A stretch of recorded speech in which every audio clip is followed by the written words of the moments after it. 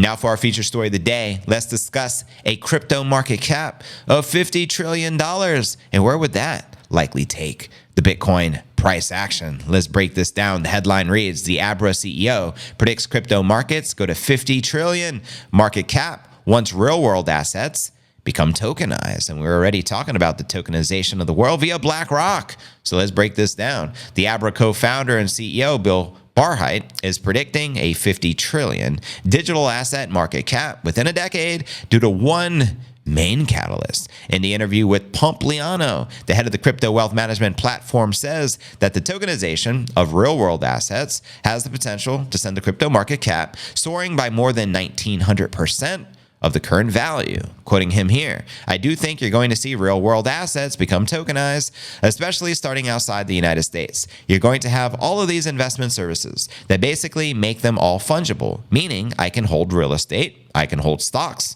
I can hold bonds, I can hold native crypto, and they are all fungible because they are all tokens I can trade across each other or borrow against. I can pool real estate, Bitcoin, and stocks and take one loan because it's a separately managed account and it has a value. So how is it going to break down in terms of native crypto holdings versus stocks and real estate? I don't know. I think we're just in the still very, very beginning of the global investment community getting exposure to the native crypto stuff, Bitcoin, Solana, Ethereum, etc. And so what is it now? 2.5 trillion. I think that's going to go to 50 trillion over the next 10 years, if not sooner. And that is going to change everything because now you're going to have these credit markets that just weren't possible before. Barhydt believes that the growth will revolutionize the credit markets, enabling access to credit for individuals in developing countries like the Philippines and India. Let me know if you agree or disagree with his prediction that the crypto market cap will likely see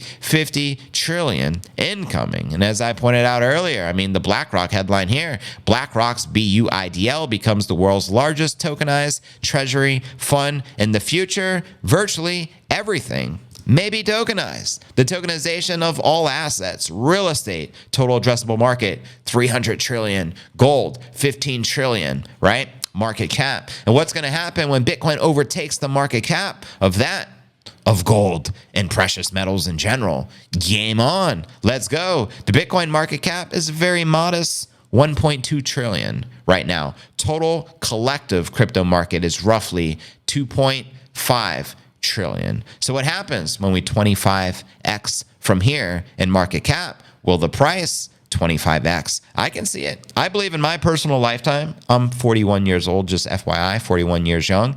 I believe Bitcoin will do another 100x in my lifetime. And it has the potential to do another 1000x in my lifetime. So some of you are looking at the Bitcoin price right now like, yo, why couldn't I got in when it was 5,000? Well, that's what every investor will say, including Peter Schiff. He even admits it now. He wished he got into Bitcoin a long time ago. That's everyone in the world who missed the boat. But here's the thing. You may have missed the boat, but you have an opportunity to hop on the life raft, right? And get some biddies for your own protection. Bitcoin serving as a hedge against corrupt governments. Who needs that? Who needs a hedge against corrupt governments in a time where virtually every single government minus Nayib Bukele of El Salvador is corrupt? You guys see the video where he gets all the heads of his cabinet together in the same room and he tells the attorney general to investigate everybody because he says, clearly, I'm not corrupt, but it would be a shame if one of you mofos destroyed my legacy by being corrupt. So therefore, Attorney General, I want you to investigate every single person here, a part of our party. Whoa, that's deep. That's something you don't see any president ever say. And that's why I have tremendous respect to the people in El Salvador and their fearless leader, Nayib Bukele, who said F you to the IMF. He was unwilling to sell out their country and sell out his people. That's a rarity. That's like a 1 in a 6 billion type of trait.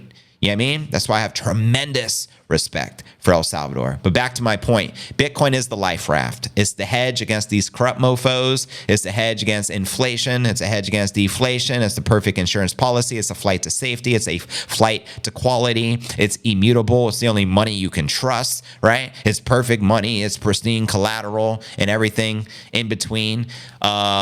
Yeah, it's unconfiscatable. That alone, to me, makes it priceless because I understand corruption. I understand the more wealthy you become, the more influential you become, the more likely to lock you up and put you in jail like we just witnessed with Roger Ver, who denounced his citizenship 10 years ago. What did we just see happen to CZ? Is it possible to be rich in crypto and not get arrested? I'm starting to wonder. Makes you really wonder, right? Who's the real public enemy of the United States government? In my opinion, it's clear. It's the only asset that separates the money from the state, separating state from the money. It's Bitcoin, right? And Bitcoin proponents and people who understand the corruption of the government, right? They want to make an example out of you. That's what they're doing. That's exactly what they're doing in crypto right now. They're going after anyone and everyone. It don't matter if it's unlawful. It don't matter if they're overreaching. It don't matter if they don't provide clarity. They're coming after you. Why? Because they recognize Bitcoin is the number one enemy of thy state. The only reason we got the ETF approved, it forced the hands of the SEC with the lawsuit versus Grayscale. Why did you approve, SEC? Why did you approve all of the futures ETFs and continuously been denying spot ETFs for 1 decade?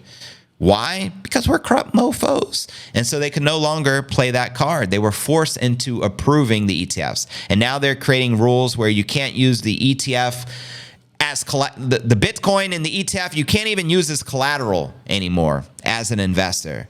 All I can say is trust nobody, verify everything, and be smart and be safe. Learn the lessons that are in front of us from all these other individuals going through the ringer and going through hell. You know what I mean?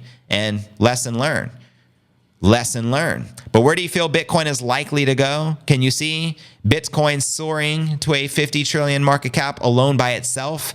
Because probably by the time the Bitcoin market cap is 50 trillion, I think crypto market cap will be like 80 trillion, 75 trillion. Because I think the market dominance of Bitcoin will probably be between 60 to 70%. I'm just guessing. I'm just speculating out loud. I don't have a magic 8-ball I can just look at and forecast the future. But one thing is for sure, the US dollar purchasing power is guaranteed to decrease as it has been since the inception of Bitcoin, since the inception of fiat currency. Shout out Eldorena, greatly appreciate the super and the Bitcoin orange, especially love and respect. The other thing I can guarantee you, the purchasing power of Bitcoin is mathematically guaranteed to increase your purchasing power. So save in Bitcoin, remove your money out of the banks, go to JP Morgan Chase, tell their CEO, F you, I want all my money, take it out. Only keep it in the bank what you can afford to lose. If you can borrow money against the corrupt mofos, which are our oppressors, which are the central banking cartels, which are represented by the banks like JP Morgan Chase,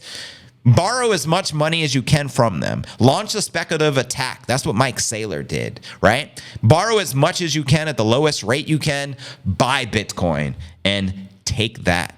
How do you like those apples? Which one's the best crypto asset? Well, Bitcoin's the best crypto asset. Okay. What's the second best?